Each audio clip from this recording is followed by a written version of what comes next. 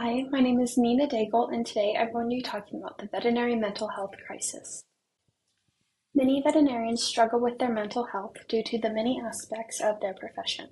In this podcast, I will be exploring the reasons for this crisis and what steps we can take to fix it. Next, I'm going to be talking about some of the stressors of working in the veterinary field. The first one is empathy overload. According to the UK Therapy Guide, empathy overload occurs when you are too in tune with other people's emotions and mirror them to the same intensity. Most people who choose to become veterinarians do so with a deep empathetic drive to help animals in need. Those who are more empathetic are more prone to internalizing feelings of guilt for the emotions of others and are more prone to empathetic distress or empathy overload. The same personality and emotional characteristics that make veterinarians so good at their jobs and helping animals and clients also put their own mental health at risk. The next stressor is financial stress. The cost of veterinary school is over $200,000, and that doesn't include undergraduate school. And veterinary salaries can fall anywhere between $60,000 and $10,000. This financial stress also follows individuals beyond graduation and intersects with the other stressors in their daily lives. According to the social science of medicine, heavy debt has also been linked to poor mental health outcomes. This means that the student debt crisis is also playing a major role in the veterinary mental health crisis. The next one is client reactions. Now, most pet parents are amazing clients to their vets, but there always are going to be some that aren't. Some clients don't understand how little control vets and clinics have over the cost of care or the types of care that is available. There are other times where if something doesn't go to plan, clinics place the blame on the vets. With these situations, most of the time the vets are used as emotional punching bags, and it can only take a few negative interactions to emotionally drain and cause burnout. Now, the next one is euthanasia. Many vets will say that euthanasia is easily the hardest part of their job. It is incredibly emotionally draining to perform, and they want to be able to save every single animal, but obviously that isn't realistic or even able to do. So when the only choice is putting the animal down, or when it's the only choice that the pet parents can afford, it's very, very upsetting and damaging. Now, the last stressor that I'm going to be talking about is burnout. The World Health Organization defines burnout as a syndrome resulting from chronic workplace stress that has not been successfully managed. Burnout has three dimensions: feelings of energy depletion or exhaustion, increased mental distance from one's job or feelings of negativity related to one's job, and reduced professional efficiency. Burnout is extremely common in the veterinary field as the job is very emotionally taxing. Next, we are going to be hearing from one of my good friends, Nora, who worked as a veterinary assistant for 2 years after going to school for a BS in animal science at North Carolina State University. Hi, so today I'm here with one of my good friends, Nora, and she has had experience in the veterinary field for a while. So I'm just going to go in like chronological order. So to start off, can you just tell me a little bit about your school experience? Sure. So I'll start sort of, I guess, at college and then work my way up. So I thought that I wanted to be a veterinarian. That seemed like an interesting path to take. I ended up starting in community college for a year and a half. I got my associate's degree at Central Piedmont Community College in North Carolina. And then I transferred to North Carolina State University into their animal science program. Which allowed me to sort of jump over all of the gen eds in my undergrad and sort of start taking all of the animal science and pre-veterinary classes and hard science classes from the get-go. And I graduated within 2 years also with that. So that was from fall 2014 to fall 2015 I was at community college, and then from January 2016 to fall of 2017, I was doing my bachelor's. And so when I was at NC State, I took classes in animal science and other things, and I also took a course on pre-veterinary studies as well. So Does that answer your question? Yeah. So then, did you work at a veterinary clinic? I didn't work at a veterinary clinic until after I graduated. In the summer between when I was at NC State, so when I started, and then for like 2 summers, I worked at a doggy daycare called Pet Paradise, and that was fun. And so I got a little bit of like hands-on experience with animals. And then when I eventually went on to work in the veterinary field, which was just after graduation, I worked at Pet Paradise for like another 6 months or so, and then I got a job in July of 2018 at a small veterinary clinic near my house, and I worked as a veterinary assistant for 2 years, full time. And they sort of trained me in sort of a lot of the hands-on stuff. Mm-hmm. So when did you start working there after you graduated? Yeah, about 6 months after graduation, I started working specifically in the veterinary field. Mm-hmm. Okay. So then this is kind of getting into more of my topic. So did you ever struggle with your mental health while you were working at the clinic? Yeah, I definitely did, especially at first. I was sort of thrown into the deep end, so to speak, right off the bat. I started in July, and then, so it was a very small clinic. There's 3 doctors, one of which was the owner of the practice, and then we had 2 relief veterinarians who worked on different days of the week, but they didn't work there like every day. And then we had 2 other veterinary assistants, and then a couple of kennel staff. So it was a very small practice, but we kept pretty busy. And then in August, so like, I started like late July, so like I'd been there for maybe 3 weeks, and then one of the veterinary technicians went on vacation for 2 weeks, and so it was just me and one other veterinary assistant, and I didn't quite know what I was doing yet, which is understandable. And so I was very like anxious before going to work. Oh, I have a cat. Merlin. Merlin. Merlin. Thank you. Sorry. And so I was very anxious, like, going to work, and it just very stressed out during that period of time. It took a while to, like, build up my confidence working, but I was like, I don't know if I can do this at first. And then I guess throughout, it just sort of a number of things happened just with, you know, some stressful clients and things. It would just be, you know, sometimes I would just dread going into work.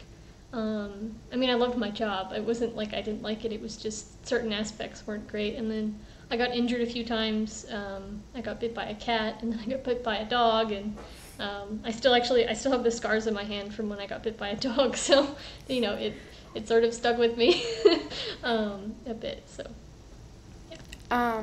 So then, were you also aware of any of if your coworkers were struggling with their mental health?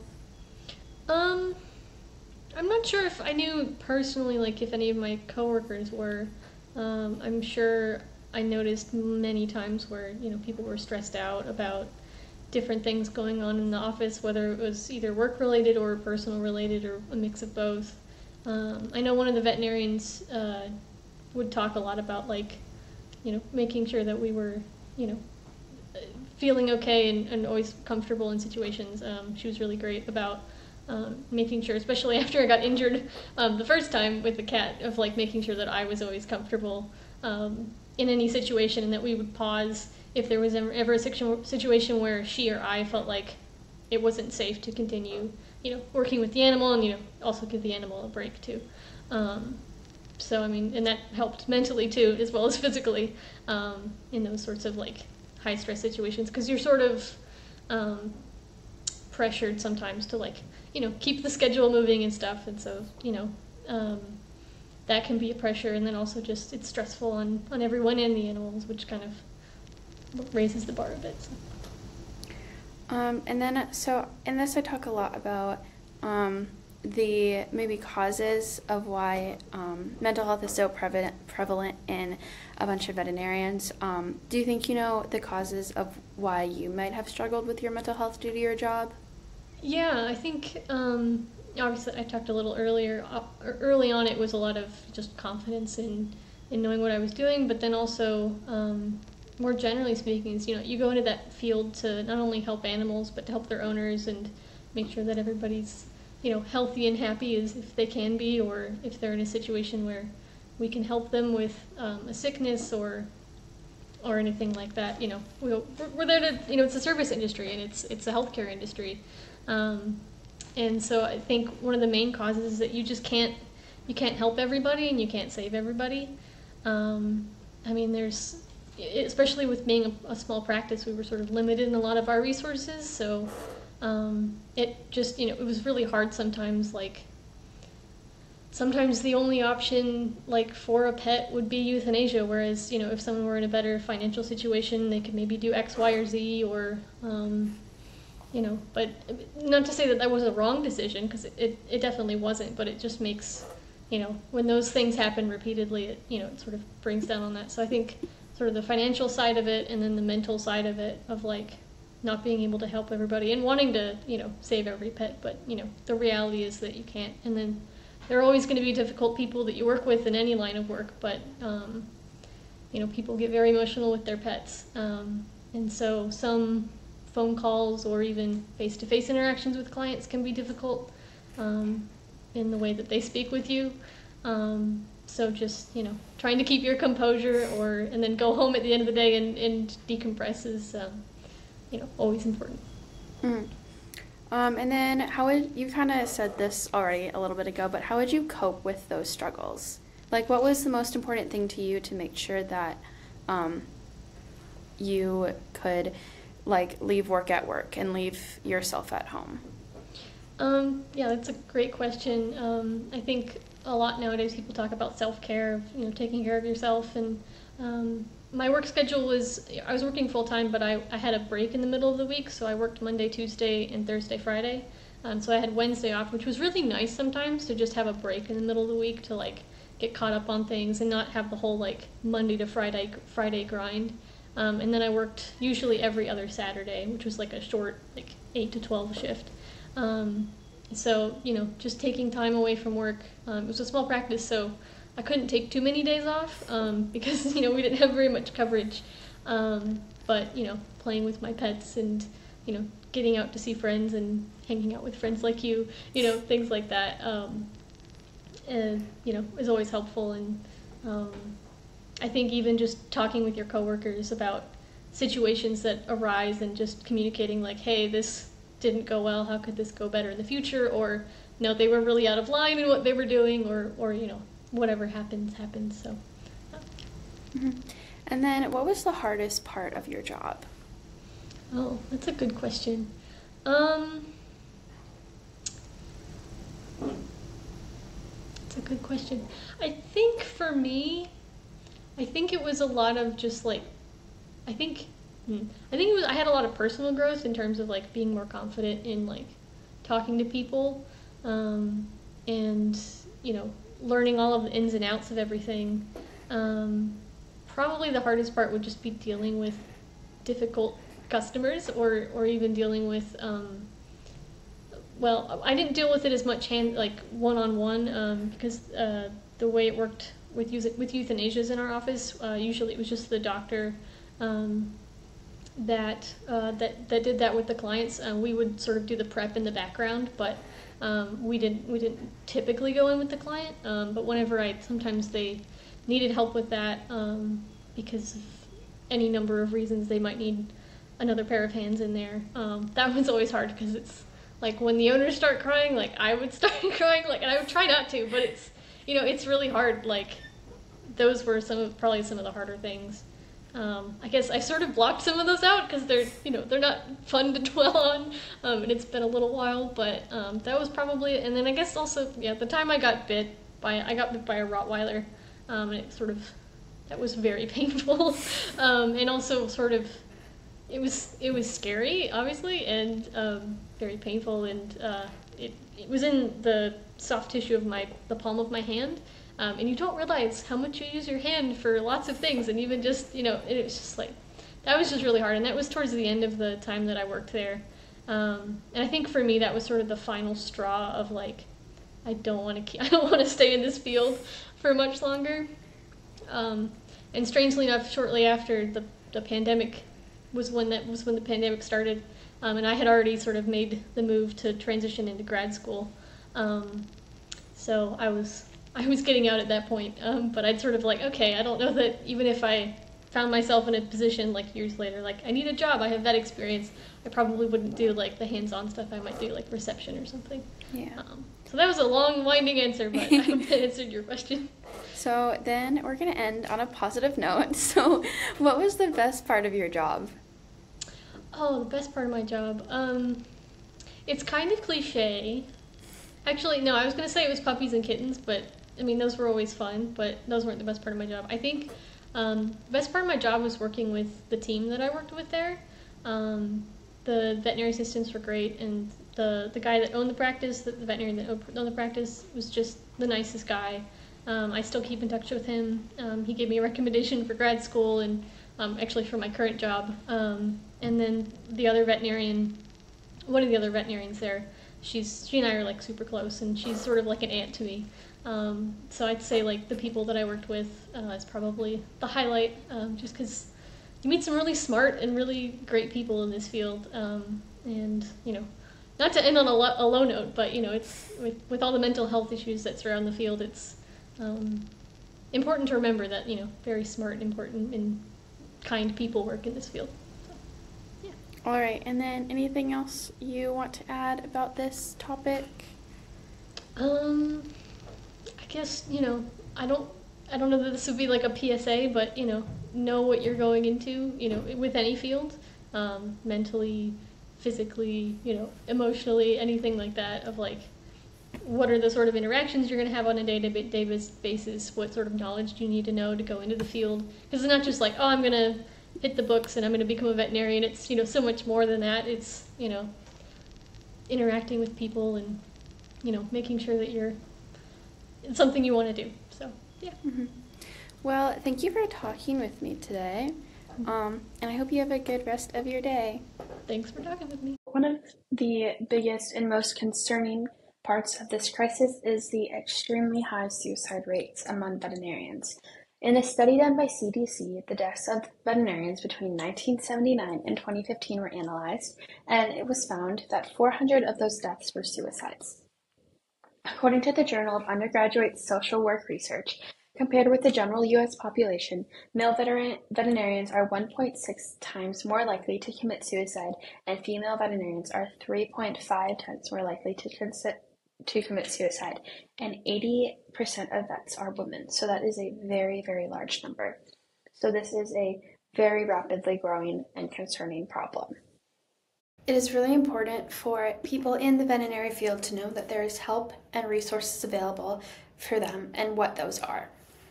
One of those resources is the organization Not One More Vet. Not One More Vet is a nonprofit organization that provides mental health support to veterinarians, specifically suicide prevention support. Their mission statement is Not One More Vet provides the necessary support to all members of veterinary teams and students who are struggling or considering suicide. Because you are good enough and you are never alone. There's also therapy, which is an amazing resource and can really help anybody who is struggling. And there are also a lot of suicide hotlines and crisis hotlines and mental health hotlines that are available and free to use. Pet parents can also help provide support to their veterinary teams by just being kind. Vets are humans too, and they're going to make mistakes and they're going to have bad days. And when you are understanding and kind, that can make a whole difference and can even save somebody's life. Now, with this being such a prevalent and huge issue, we need to take steps to try to fix and help these people with these struggles.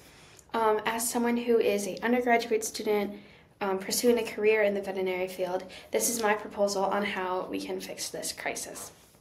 The first thing we need to do is anti-stigmatize mental health struggles. This is kind of a societal thing, so this isn't going to happen overnight, but it's really important that we make known that it's okay to talk about your mental health, and that it isn't this really big taboo thing. And then we need to increase and provide resources in the clinics. There's really great programs, like I already talked about in the previous slide, but we need to make those more known and bigger and make sure resources are given inside of the clinics that they work. Required mental health training for vets, technicians, and supervisors, and anybody else that is interacting or working in the field. We need to make sure that these people know how to deal with their own mental health as well as support others that they will interact with on a daily basis in their jobs. We also need frequent mental health intakes. I think that these should be every 6 months, that you just fill out this quick little paperwork about how you're doing and what you're struggling with. And then that will go hand in hand with bi-monthly therapy visits, where either you would go to the therapist or the therapist would come to the clinic and see who they need to see based on the intake. This way, we can make sure that everybody is doing okay and that we don't lose anybody that we care about to suicide. The veterinary industry's mental health crisis was ignored for many years, and it wasn't until recent headlines that had brought this difficulty to light where people had started talking about it. It's really important to talk about this so that people feel more comfortable bringing their mental health issues to the table and not just shoving them in the corner. And the practice of veterinary medicine is really a perfect storm of factors coming together that put healthcare workers at risk of depression and suicide. It's really important that we talk about this so that not one more vet is lost to suicide.